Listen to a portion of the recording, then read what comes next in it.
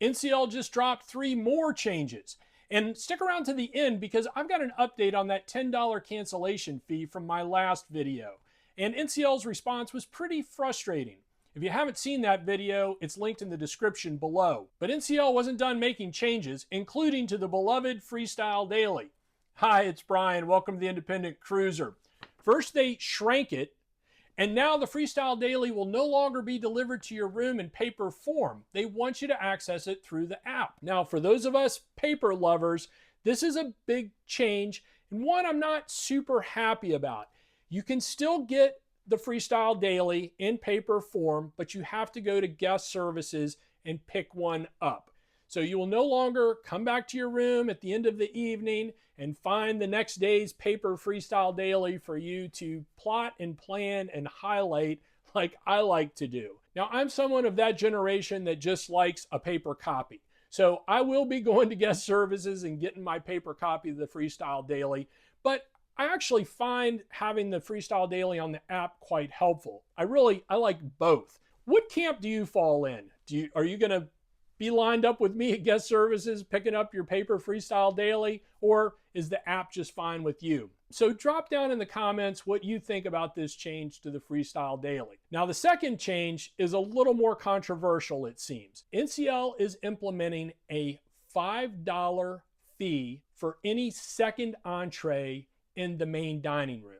Now, you can still get as many appetizers and desserts as you want, but if you order a second entree, there's going to be a $5 service fee. Now, this is a big departure because I can tell you, I've been on plenty of cruises where I couldn't make up my mind between entrees, and the server would just say, well, just get both, and we would. I don't fully understand NCL's reasoning, but I don't think they're looking to make a lot of money off this $5 fee.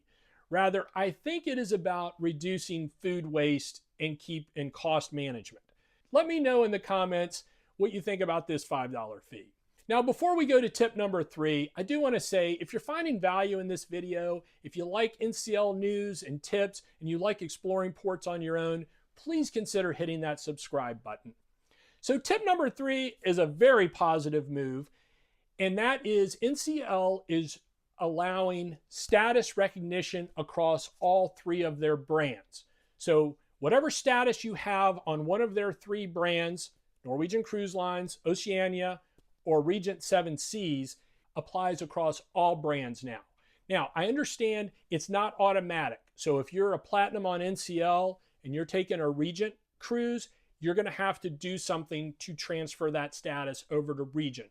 But it is a nice, positive move. Now to my update from my previous video. So just to level set, in my previous video, I discussed NCL's implementation of a cancellation fee for specialty dining.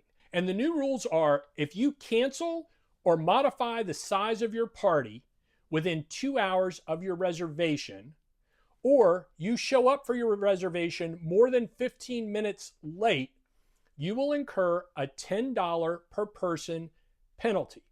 Now, that generated some questions in the comments of that video from a solo cruiser and a family of 3 that said, hey, I have to reserve a table for 2 or a table for 4. If I show up with 1 or 3, will I get penalized? Now, I'm going to get a little technical here, but bear with me.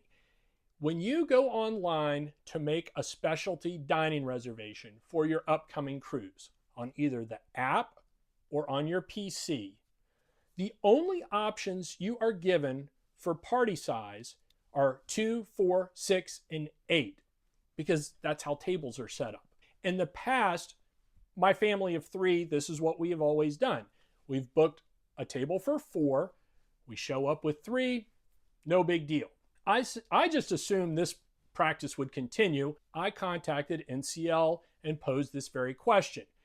If I make a reservation for 4 and show up with 3, will I incur the $10 penalty? And I was really surprised by the response. The customer service rep said, to avoid any penalty, when you get on the ship, make sure you change your party size to the correct number of passengers for each reservation. So this is a departure from before. Now it seems like NCL is adding another hoop with this policy. Now, what was really frustrating is I pointed out to the customer service rep, the system only allows you to make even number reservations. And she said, I'll pass that along to IT. So it was a bit of a frustrating response from the NCL rep. So the bottom line to this is, before there's some clarification or a change to the reservation system, when you get on the ship, just to be on the safe side to avoid a potential $10 penalty, go and change all of your reservations to reflect the correct size of your party. And this really applies if you have an odd number of people.